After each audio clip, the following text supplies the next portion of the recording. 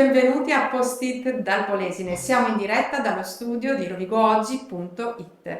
Turismo lento, l'avanzata in Polesine. Ne parliamo con la rodigina Alba Rosito, volto conosciuto, ex assessore e consigliere del comune di Rovigo, presidente di Assonautica, Acque Interne, Veneto ed Emilia.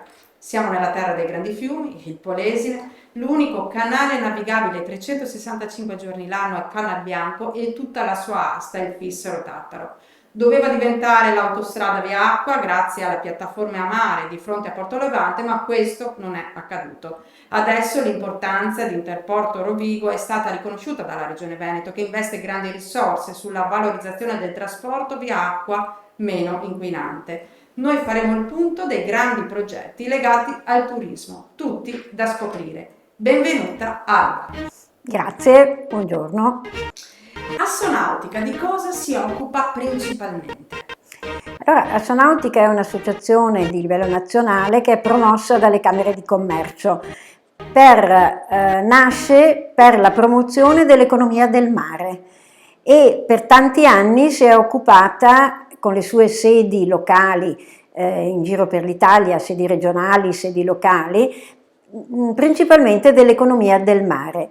Da qualche anno sono nate delle sezioni, al momento sono 5, dedicate anche alle acque interne. La prima sezione dedicata alle acque interne è nata proprio a Rovigo e si occupa delle vie navigabili interne sia del Veneto che dell'Emilia. Ora, questo nuovo impegno di Assonautica Nazionale ci interessa moltissimo perché il Polesine è tipicamente una terra di fiumi. Sì.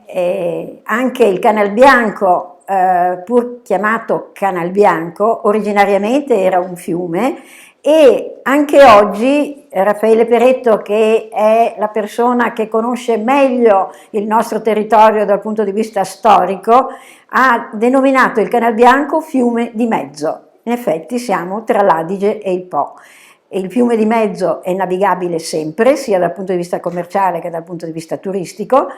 Il Po, bellissimo, ha dei problemi di navigabilità in alcune stagioni, però con adeguate barche che hanno un pescaggio limitato, per il turismo possono essere il Po può essere navigato dal punto di vista turistico.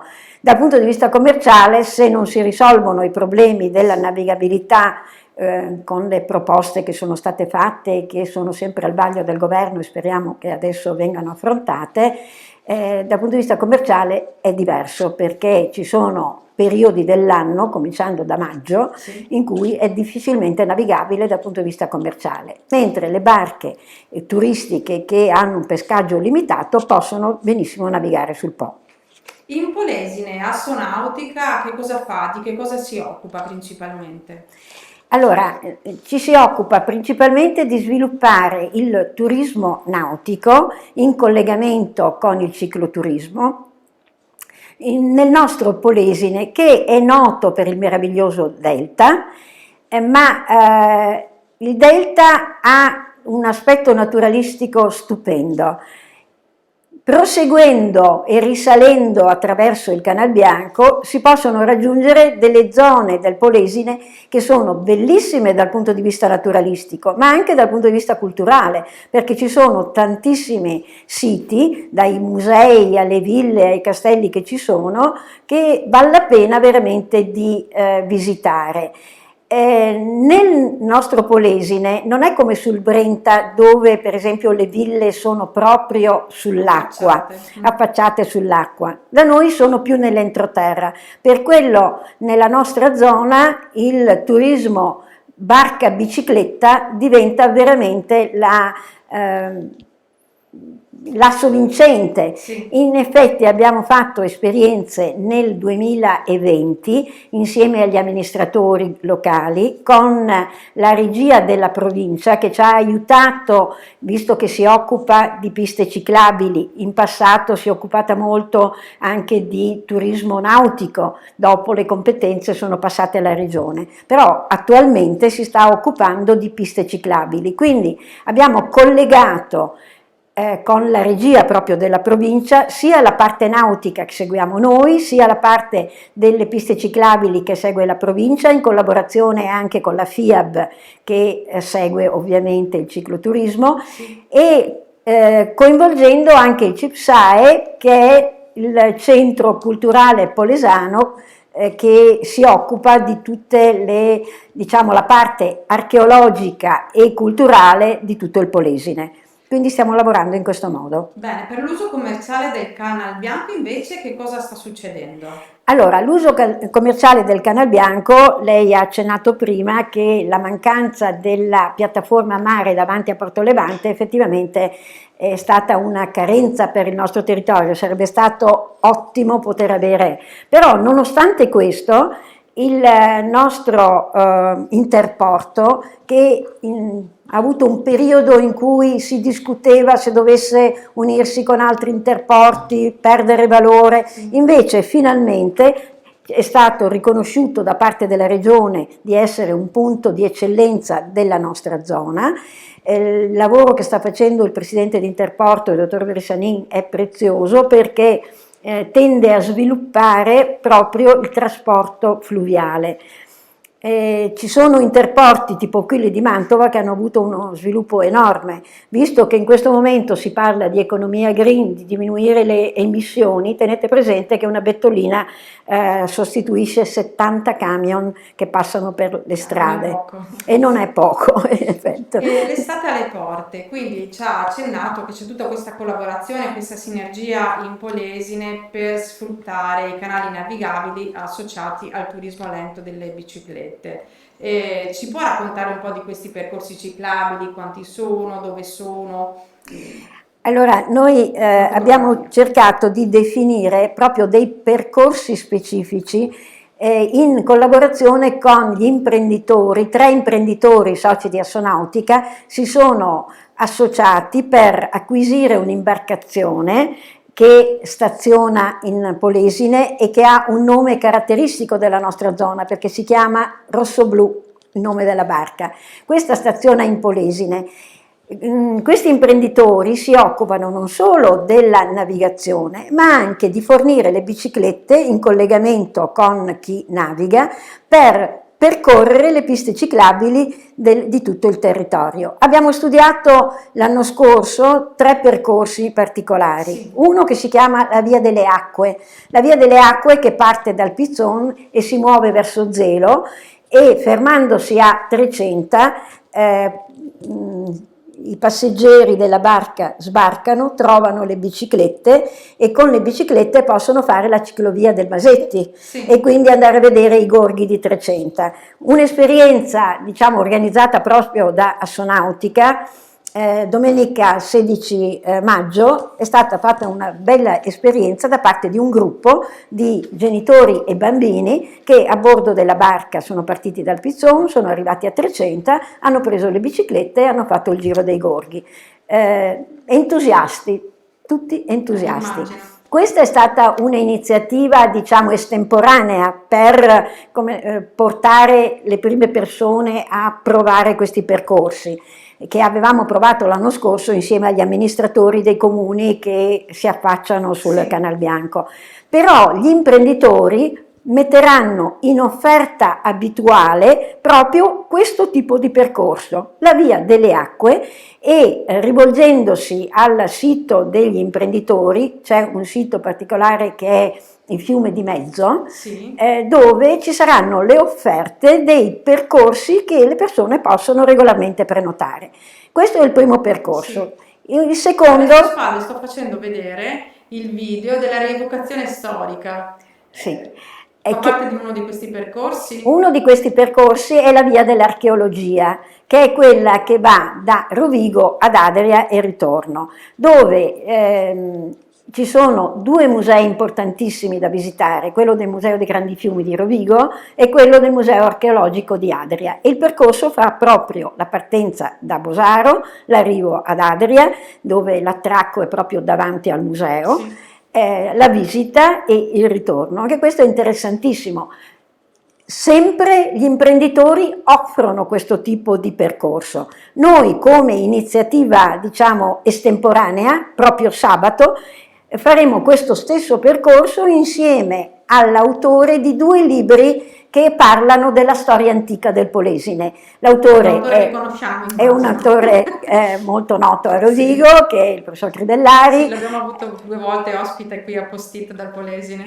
E lui ha scritto questi libri interessantissimi che verranno spiegati alle poche persone che potranno partecipare, perché siamo ancora in riduzione di numero, perché per il Covid fino al 31 di questo mese purtroppo ci sono ancora delle restrizioni, quindi a bordo non saranno tantissime persone, però abbiamo voluto farlo lo stesso per far conoscere a quei pochi che potranno essere a bordo diciamo, la storia antica, e la visita del Museo di Adria completerà diciamo, il percorso spiegato attraverso i libri dell'autore.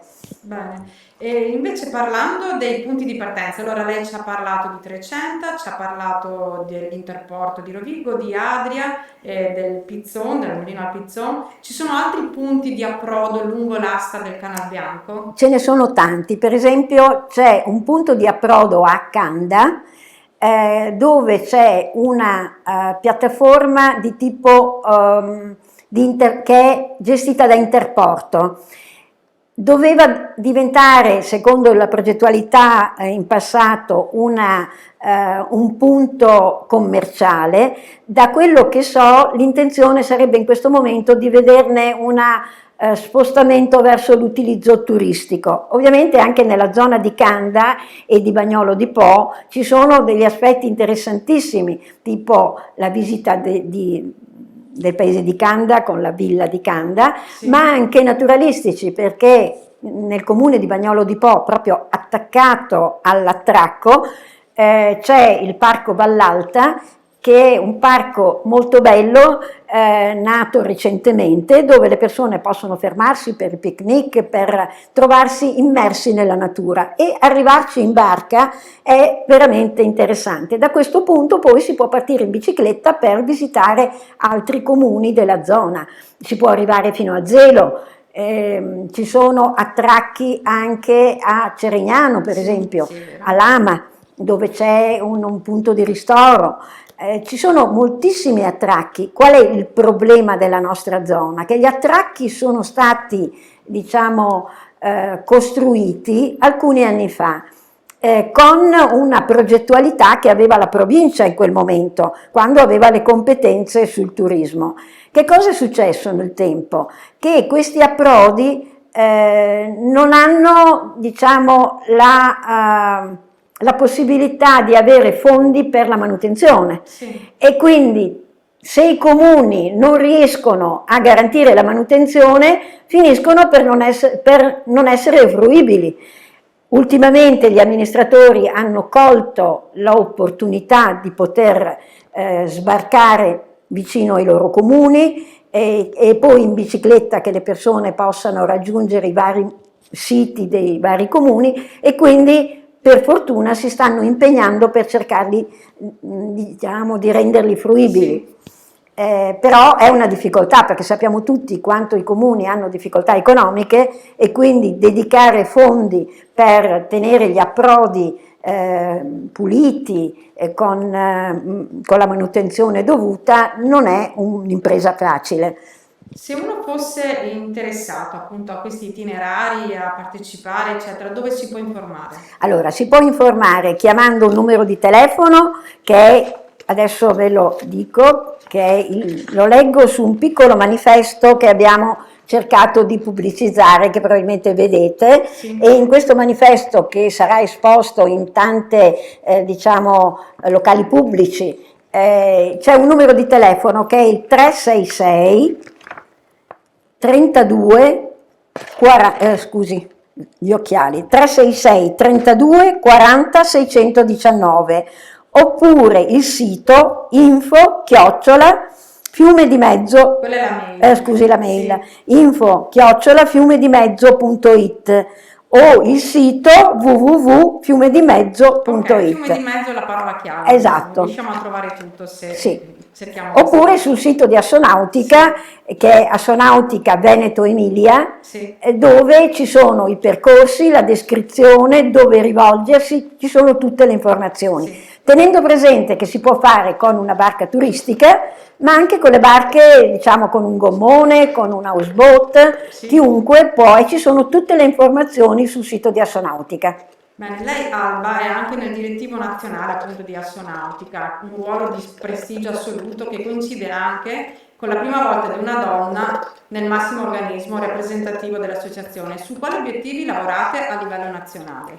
Allora, proprio in questo periodo a livello nazionale stanno rivedendo lo statuto per cercare di aggiornarlo rispetto alle esigenze di oggi. Il compito che ci siamo presi noi delle acque interne è di modificare lo statuto di Assonautica Nazionale proprio per diciamo, rivolgerlo non solo all'economia del mare e a tutte le componenti e gli imprenditori che si occupano di economia del mare, ma anche ai tantissimi imprenditori che si occupano dell'economia collegata alla navigazione interna, che sono non pochi. Teniamo presente che navigazione interna sono fiumi, canali, laghi che muovono un'economia certamente non trascurabile. Ecco, a questa rete che dal punto di vista strutturale, pur essendo navigabile, per avere la massima fruibilità stile Nord Europa, cosa manca?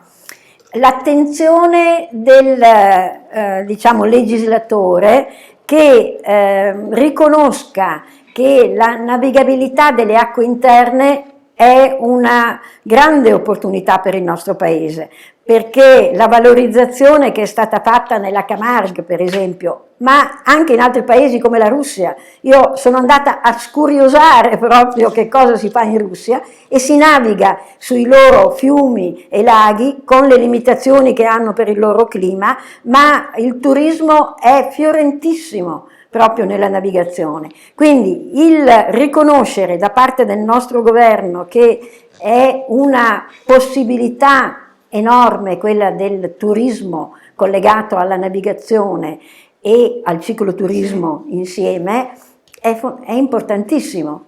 Finora, diciamo, l'attenzione su questo argomento è stata molto limitata, però ci sono organismi tipo l'Unione Navigazione Interna che si sta muovendo per ottenere che anche con l'uso dei fondi europei che dovrebbero essere disponibili ci siano delle, diciamo, degli aiuti che dovrebbero riguardare diciamo, le infrastrutture, ma non solo le infrastrutture da realizzare, ma da manutentare quelle che ci sono e altre che ci sono. Prima essere il problema nostro. Poi sabato, tra 72 ore, si apre il Salone Nautico, che coincide anche con la ripartenza del Veneto dopo la pandemia. Veneto, che è la prima regione turistica d'Italia, conta il 10% del PIL con tutto l'indotto. Il Polesine rispetto a queste dinamiche come si colloca? Allora, purtroppo, a parte il delta che è valorizzato anche a livello regionale, il resto del Polesine è abbastanza trascurato e quindi il nostro obiettivo, anche presentandoci al Salone di Venezia, è quello di ricordare che anche le acque interne sono un elemento fondamentale.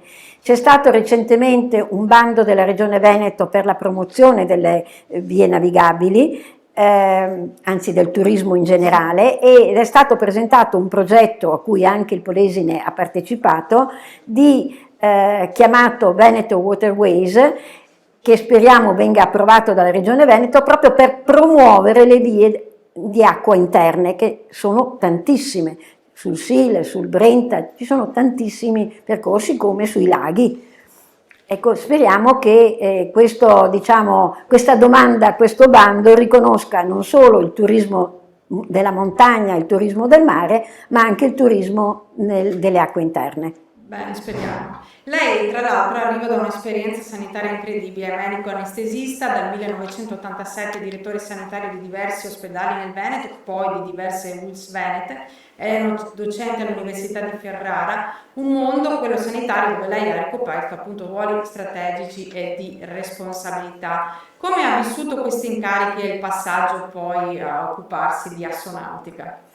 Ma io ho lavorato come direttore sanitario sia in Veneto sia in Emilia e quindi mi ritrovo a occuparmi sia del Veneto sia dell'Emilia per le acque interne, perché anche in Emilia, in particolare nel Ferrarese, i percorsi d'acqua del Po sono estremamente interessanti per il turismo e quindi diciamo mi ritrovo a occuparmi di queste cose. Lo sto facendo con passione perché credo che sia un elemento di sviluppo dei nostri territori, sia il nostro che il Basso Ferrarese, che ho conosciuto bene quando facevo il direttore sanitario a Ferrara.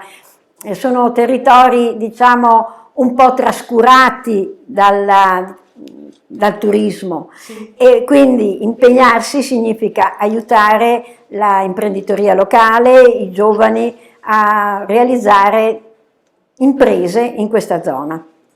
Siamo nel 2021 e stiamo ancora a parlare di femminicidio come di trattamento impari sia a livello economico che di ruolo delle donne nel campo del lavoro e della società. È una domanda che riservo sempre alle donne che hanno una certa carriera come lei.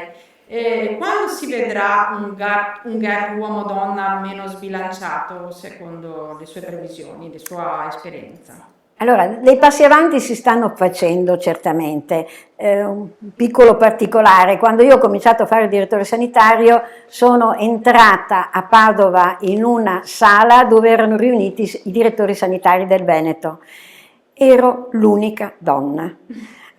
Oggi in direzione sanitaria ci sono moltissime colleghe molto in gamba che dirigono gli ospedali del Veneto, per cui passi avanti.